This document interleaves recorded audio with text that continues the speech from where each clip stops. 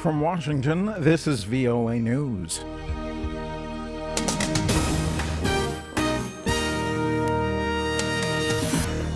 Leaders from the U.S. and Russia are to discuss a possible Ukraine option.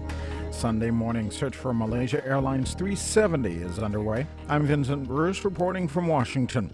U.S. Secretary of State John Kerry and Russian Foreign Minister Sergei Lavrov meet in Paris Sunday as Washington and Moscow work toward a political solution to the crisis in Ukraine. VOA State Department correspondent Scott Stearns has more in this report from the French capital. Kerry and Lavrov will meet at the residence of the Russian ambassador to follow up on a late Friday telephone conversation between President Putin and President Obama about the need for a diplomatic settlement in Ukraine. The White House says Mr. Obama told Mr. Putin that Russia must pull back its troops and not move deeper into Ukraine. The Kremlin says Mr. Putin is suggesting possible steps the global community can take to help stabilize the situation. The United States and its European allies are threatening tougher sanctions targeting the Russian economy if Russia's troops push deeper into Ukraine.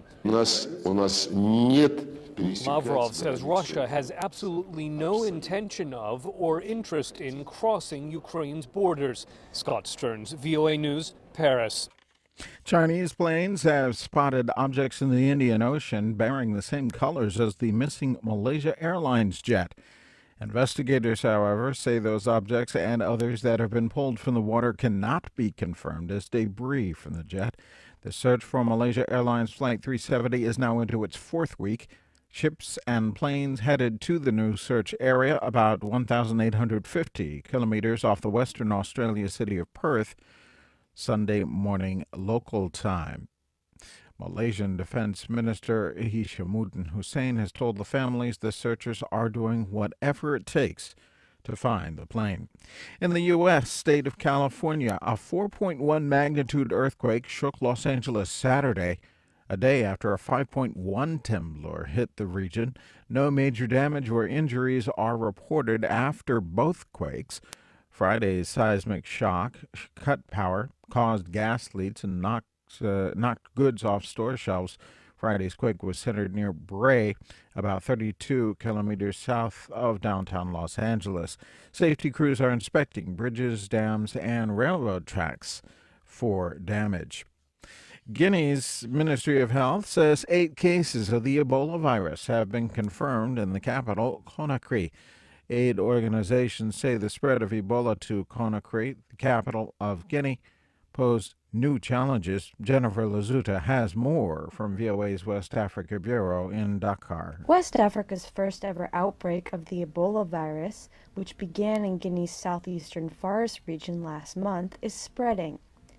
Guinea's Ministry of Health says 8 people have tested positive for the virus in Conakry. 1 person has died. The World Health Organization confirmed that there have been 8 suspected cases in Liberia, including 6 fatalities. The Ebola virus, which is one of the most contagious viral diseases, is spread through contact with bodily fluids. There are no known vaccines or treatments available for Ebola. The only way to stop its spread is by preventing further infections. Health centers in Conakry are now offering treatment for all suspected Ebola cases free of charge. Jennifer Lazuta for VOA News, Dakar. More details on these stories at voanews.com.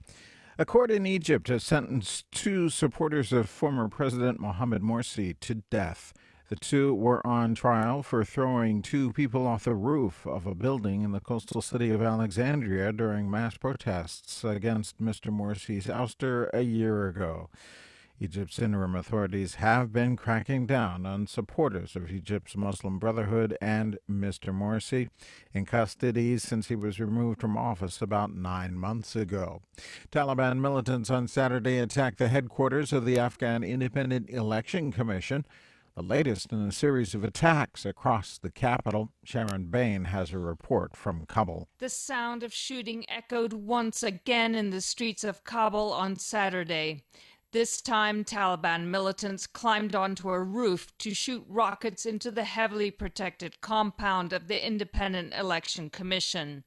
The Taliban quickly took responsibility for the assault, the latest in a series of attacks across the city that has left more than 24 dead in the last 10 days.